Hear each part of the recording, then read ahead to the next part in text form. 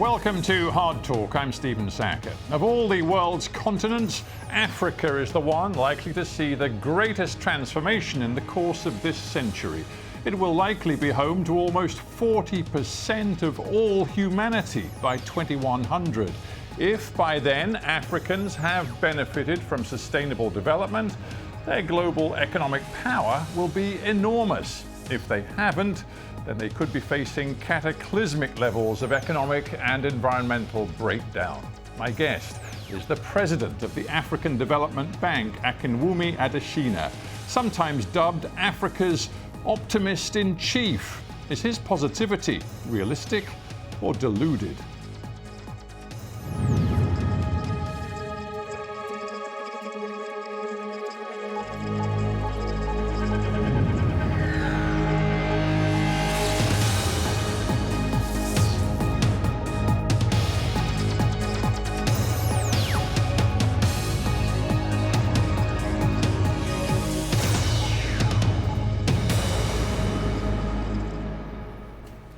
Akinwumi Adesina, welcome to Hard Talk. It's good to see you, Stephen. It's great to have you here. You need the world to believe in a bright African future. How's that going right now? It's going pretty well. If you take a look at the African economic outlook we had from the African Development Bank, the GDP growth rate, real GDP growth rate last year was 3.1%. This year it's 3.7%. And next year it's going to be 4.3%. Now, why that is important is that is well above the global average. You still have 10 out of the 20 fastest growing economies in the world being in Africa. Yeah, it's not quite as good as it sounds because you have fast rising populations across Yes, Africa. but when you have a lot of global shocks like we have, increasing real interest rates, and you have also a lot of geopolitical risk, you have a lot of inflation all around the world, Africa still has its head above the water. Yeah, I agree with you that in terms of the population growth rate, it's still high. Real GDP is still not as high as we want it to be.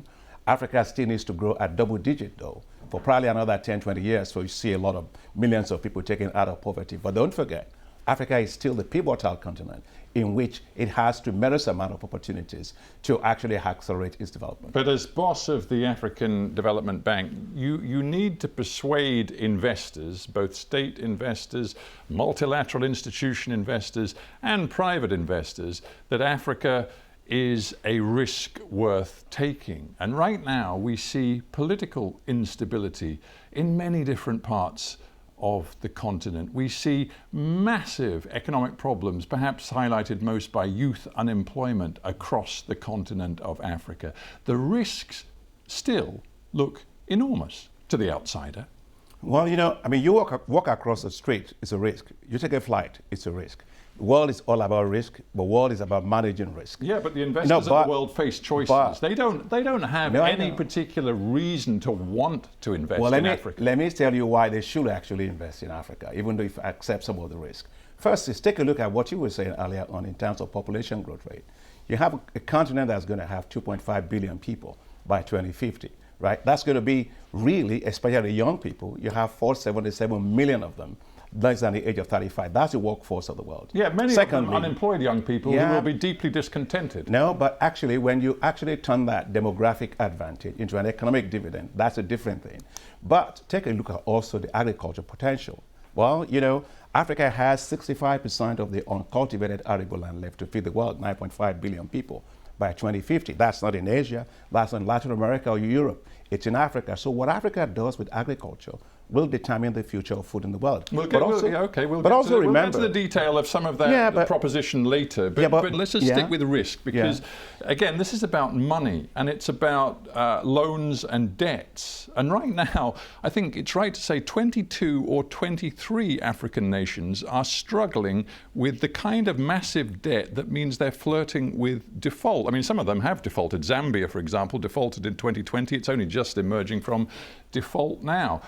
That represents, for a lender, a clear and obvious form of risk. Well, let's take a look at the risk. Perception is not reality. Data matters. Moody's Analytics did an assessment, a 14-year assessment of cumulative risk of losses on infrastructure around the world. Guess what they found? They found that risk of loss in Africa, actually real loss in Africa, was 1.6%. 1.9%. Latin America was roughly 12%. North America was 10%. If you take a look at Western Asia, 4.5%. That means that Africa is not as risky as people say. That said, you do have market risk, you do have political risk, you do have financial risk, and that's what we do as multilateral development banks, is to de-risk those investments. But if you take a look at it in terms of risk-return analysis, Africa is still the place to be. Hang on, some of this is jargon, so let's be simple about it. When you say we need to de-risk some of the lending to Africa, you basically mean you want special treatment, don't you? From institutions like the IMF. No, it's not special treatment at all. In fact, Africa wants no freebies.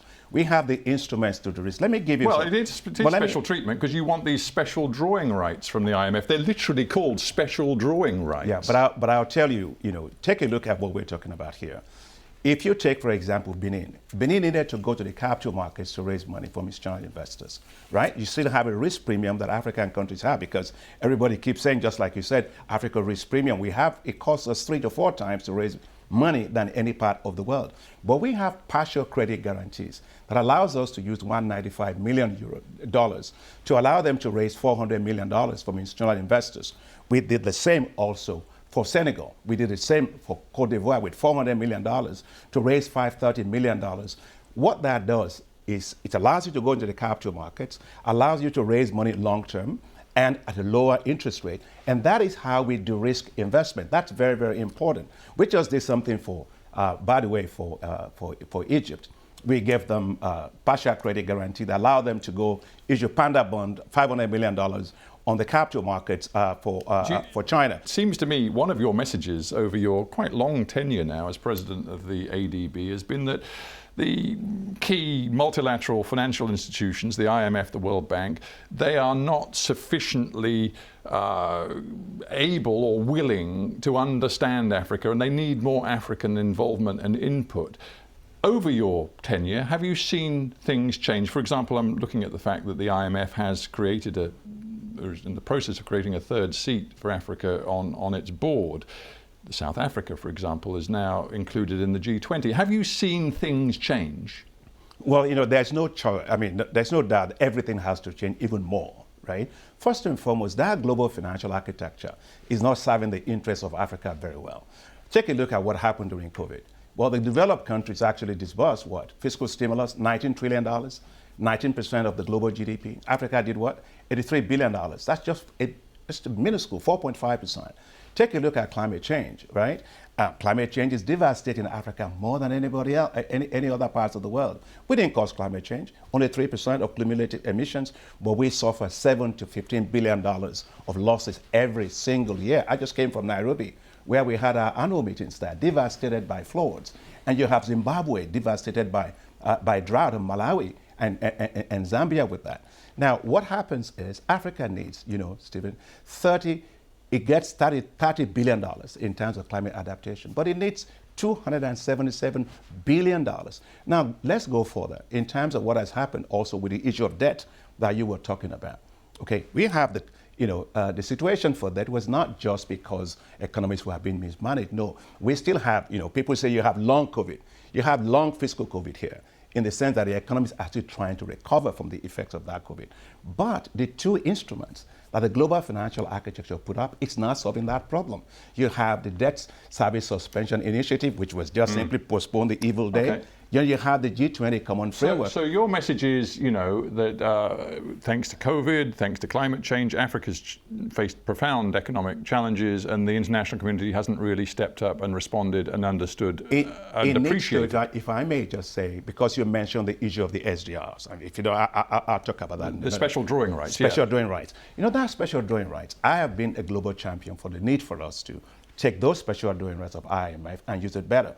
When they were issued, that's a contingent facility, $650 billion were issued. Africa gets how much? $33 billion. Right, okay, so I get it. The message you've delivered over years is that the international community needs to do more but I want to tell you what... But I need to switch the focus a little bit, because you're a former Minister of Agriculture in Nigeria. You're an African politician. Surely it's incumbent upon you to recognize that part of the problem here is desperately poor governance in far too many countries inside Africa? Well, there's no doubt about the need anywhere in the world to have improved governance, improved transparency, improved accountability. So I don't see you talking about that. No, I do. Let's talk about one of the most famous African writers and sort of the conscience of Africa, Wole Soyinka, the Nigerian novelist. He said too many African states are run by his quote, sick old men, dictators, authoritarians who've been around for decades and decades. Corruption is endemic in too many countries in Africa. Isn't it incumbent upon you to focus some of your effort on getting African nations to change? We actually, within the African Development Bank, have a program called SEGA. It is all about economic governance in Africa. It has to do with public financial management. It has to do with debt management. It has to do with reducing illicit capital flows. Now, I agree with you. Today, we have illicit capital flows out of Africa, about $89 billion a year. Sometimes it's like pouring water into a basket, right? It needs to be able to hold it. But this much I would say, even as I agree with all of that, corruption is not unique to Africa. Look, nobody's saying that. Nobody's saying that. But what I'm interested in, and I'm interested in your priorities. There was an extraordinary. There's an extraordinary report in the Financial Times last year which revealed that your own African Development Bank Anti-Corruption Fund, which was established at that point 7 years earlier, had never been used. There was $55 million there to finance anti-corruption efforts, which you simply hadn't tapped into. No, that is absolutely Why? It's not correct. We actually have an independent anti-corruption unit that actually sanctions companies that have non-competitive behavior. You set up a fund and you didn't spend the money that was in the fund. But will you let me make the point? Because you are asking me the question, so let me answer it. The point is, we actually have the fund. But in implementing that fund, guess what we found? We found that there were conflict of interest in the way the fund itself was set up. As president of the bank, I'm not going to mingle that with the funds of the bank. And we said, no, we can't do that. We need to find a way in which that is given to third party. The money is there, the money is going to third party. But look, we're not going to mingle money we got for those that pay sanctions. It just seems extraordinary that for 7 years you had an anti-corruption fund, a so-called integrity fund, which you didn't spend a single dollar from. Well, $54 million, we are a $318 million bank. And just so that you know, the African Development Bank was ranked just last year as the most transparent institution in the world. Let's get back to the strategic vision. You've outlined it to a certain extent with me over the last few minutes. It is undoubtedly true that climate change and energy transition is one of the key pillars of what you want to achieve with this investment in Africa. How's it going? It's going pretty well. We now devote 55% of our overall financing in the bank to climate. When I was elected 2015, we had only 9% going to climate. But climate is the biggest issue. Climate adaptation is the biggest issue. Now, we have three ways in which we're supporting African countries on that. First is we made a commitment to double our climate finance to $25 billion by 2030.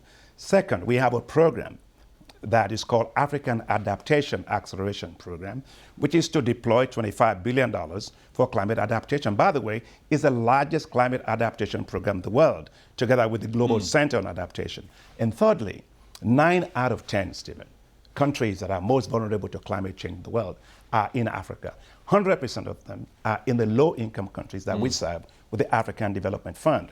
So what we did was we created a climate action window with $429 million that will rise to about $13 billion to deploy capital to support those countries to be able to, for example, let me get practical here, provide crop insurance for 20 million farmers, and also have 1 million hectares of land that's been degraded to be improved, and also 20 million people to have climate information. And so that's what we do. Now, interestingly, we have one program that's working very well. It's called Africa Disaster Risk Insurance Facility. What it does essentially is it pays premiums for countries when they face exogenous shocks like this one. We've been able to do it for 15 countries.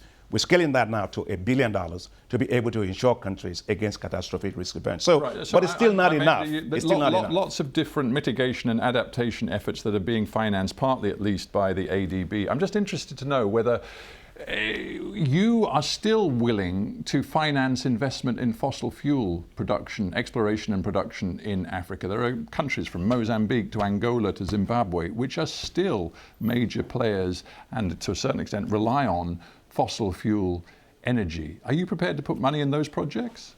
We are not doing upstream work on oil or gas. No. And we don't fund coal either. However, I will say this. We fund natural gas because natural gas is a very important transition fuel for Africa, just like it is in Europe where you are, right? You turn on your cooker and you cook, guess what? With gas. Well, why should that be different from African countries? Where we lose today, we have 1.2 billion people that don't have access to clean cooking energy. You know, we lose 300,000 women every year. All they're trying to do is just cook a decent meal. That doesn't make any sense. Secondly, is that we need gas also for fertilizers.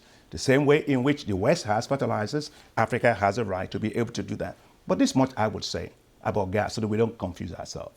You know, gas reduces the amount of emissions you actually get from relying probably on just simply other fossil fuels. And secondly, when you use that for clean cooking, it actually saves hundreds of millions of hectares of land. Thus far, all the promises made by the rich world, the industrialized developed world, to pour billions of dollars into developing economies, particularly in Africa, to help them cope with the potentially devastating impacts of climate change, that money hasn't yet been delivered in any serious amount. Is it your message that countries in Africa need now to be given massive sort of financial recompense for not, for example, deforesting their extraordinary natural assets? I'm thinking of a country like Democratic Republic of Congo, which has vast forests. Yeah, you know, in fact, if you take a look at Africa today, that Congo basin that you're talking about just now is the second only to Amazon in terms of the carbon lungs for the world. And so Africa is providing the global public goods for which it's not paid for. You know, basically, you have vast carbon sinks, you have vast forests, you have biodiversity. So, but Africa is nature rich, but cash poor. But how do you get people to listen to this message? Well, let me tell you what we're doing about it. What we're saying, we're not going to be doing that anymore. If you take what got us to all the mess that we're all dealing with globally today, it's because of the way we measure wealth. We measure wealth by saying gross domestic product, value of goods and services that an economy produces. But who really cares? Because that doesn't tell you anything about the technology used to do it, the externalities for it, and who internalizes the externalities. In the case of Africa, we have all these forests, and we said we're going to have to revalue and rebase the GDP of Africa based on its natural capital stock. And why is that important? So you basically take these forests and say, this is real wealth. And yes. It has to be recognized, Absolutely. and therefore you have to give us the credit that comes with having that asset. Yes, Steve. You know, and the thing is, if you take a look at the debt to GDP ratio, which is the measure that we use to determine whether your debt is sustainable or not, if you rebase your GDP based on your natural capital stock, your debt to GDP ratio falls. No, I understand that. No, but I want it's easier for you to borrow money, which is where you and the AfDB come in. I get all that, but isn't there an element of blackmail to this? Because the underlying message seems to be, yes, we are custodians of this vast natural asset, call it a carbon sink. And the message is, if you don't recognize that and recognize it as part of our asset base, our wealth, and loan to us accordingly, we will exploit it. We'll mine it. We'll deforest it. No. You see, the coming from it's not anything about exploitation. It's about being wise and valuing yourself properly. Just like if you and I go to a commercial bank and you're trying to value your assets. All we're saying is we want African economies to develop going green. But in growing green, the proper valuation of the natural capital of Africa, it's very, very important. So Africa stops being nature rich and cash poor. Okay, we need to move on because we don't have that much time. Okay. I just want to ask you a little bit more about demographics. You earlier were telling me what a great asset it is for Africa to have these hundreds of millions of young people. I, at the beginning, talked about Africa becoming home to 4 in 10 of all humanity potentially by 2100.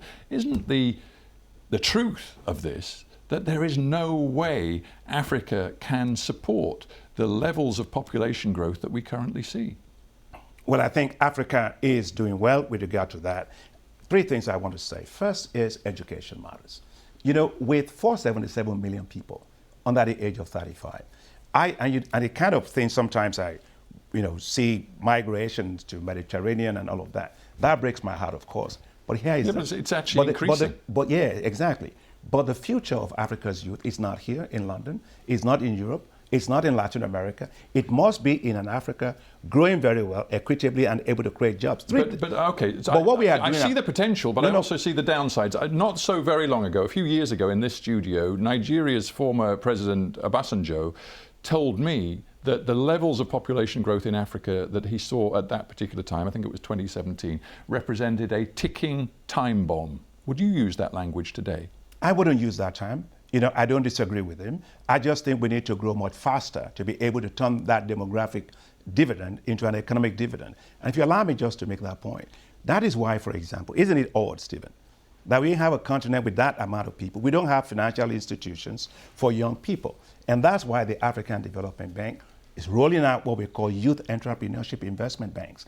They are new financial institutions that will give debt and equity for the businesses of young people, because I firmly believe that we must create youth-based wealth in Africa. We have to improve their skills, their entrepreneurship, their access to financing, and for them to be able to play a bigger role in our economy. Look, the future of the world is going to depend what happens to the youth of Africa. And so we are putting our financing at risk on their behalf. Otherwise, that's going to be our biggest risk, is not taking care of our youth. That's a very powerful statement you just made about how crucially important Africa is to the future of the world. You need outside help to ensure that Africa's 21st century is a positive story, not a negative one. Where do you think most of that help's going to come from in the future? The Economist magazine says that America has essentially lost interest in Africa. It's so preoccupied with problems in other parts of the world. Does that mean that China, maybe Russia as well, are going to be where you at the ADB perhaps, but certainly African nation states look for economic support and cooperation in the future? I just came back from Nairobi, where we had the annual meeting, Steve, of the African Development Bank.